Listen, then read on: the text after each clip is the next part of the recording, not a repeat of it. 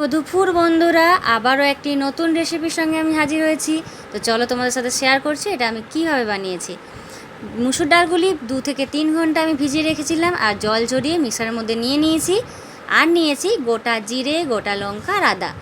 তো গোটা লঙ্কার পরিমাণটা আপনারা আপনাদের মতো নেবেন, আমি আমার মতোই নিয়েছি। এটা কিন্তু বাটতে হবে পুরোটাই জল ছাড়া। তাহলে চলুন মিক্সারে বেটে নিই। তো এই যে বেটে নিয়েছি আর দেখুন কত সুন্দর বাটাটা হয়েছে। এই রকমই আপনারা বাড়িতে রাখবেন। আর এটা কিন্তু ছিল একেবারে জল ছাড়া। এরপর আমি একটা পাত্রে সেটাকে আজার করে নিয়ে ভালোভাবে কোচানো পেঁয়াজগুলো দিয়ে দিলাম। এই পেঁয়াজগুলি আমি লম্বা লম্বাভাবে কুচিয়েছি, আপনাদের শেপ দিতে পারেন। ভালোভাবে এটাকে আমি হাতের সাহায্যে কুচি কুচি আরও করে নিলাম। তারপর দিয়ে দিলাম পরিমাণ মতো নুন, সামান্য পরিমাণে হলুদ আর সর্ষের তেল। সর্ষের তেল দিলে কি হয়, সেন্টটা আরও ভালো হয়। এরপর সমস্ত উপকরণ দিয়ে আমি খুব ভালোভাবে দুটো হাতে করে ফাটিয়ে নেব। ফাটালে কি হবে, এটা কিন্তু খুব একটা নরম হয়ে যাবে। বেশ অনেকক্ষণ ধরে এটাকে আমি মেখে নেব।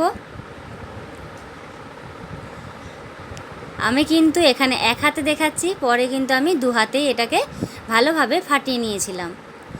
পর দিয়ে দেব কুচিয়ে রাখা ধনেপাতা। ধনেপাতা দিয়ে আবারও ভালোভাবে এটাকে আমি মেখে নিচ্ছি।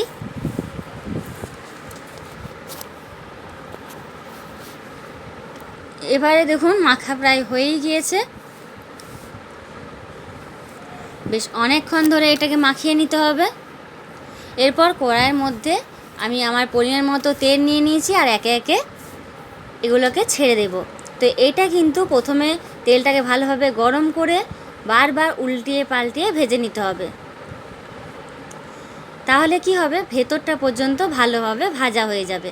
যদি আপনারা হাই ফ্লেভারে দিয়ে দেন তাহলে কিন্তু ভালো হবে না, ভিতরটা কাঁচা রয়ে যাবে আর ওপরটা কিন্তু পুড়ে যাবে, সেই রকম একটা টেস্ট পাবেন না। এটা দেখতে যেমন হয়েছে, খেতে ছিল অসাধারণ। ঝাল, নুন সবই ছিল পারফেক্ট। এই গরমে এগুলিকে আপনারা স্ন্যাক্স হিসাবেও ব্যবহার করতে পারেন, চায়ের সাথে, সন্ধ্যাবেলায় বা যখন তখন। আর ভিজে ভাতের সঙ্গে কিন্তু দারুণ লাগে। তো বন্ধুরা, এই রেসিপিটা একবার বাড়িতে বানিয়ে খাবেন, দেখবেন কত সুন্দর লাগছে। আর এই গরমে তো ভাজাটাই বেশি পছন্দ, কিন্তু ভেজে আপনারা যদি তরকারি করেন সেটাতেও কিন্তু খুবই ভালো লাগবে। এরপর আমি নেড়েচেড়ে নামিয়ে নিয়েছি। চলুন আপনাদের দেখিয়ে দিই ভিতরটার কি অবস্থা। এটা ছিল প্রায় খুবই গরম। এই দেখুন ভাপ উঠছে ভিতর থেকে, আর ভিতরটা কিন্তু দারুণ হয়েছে।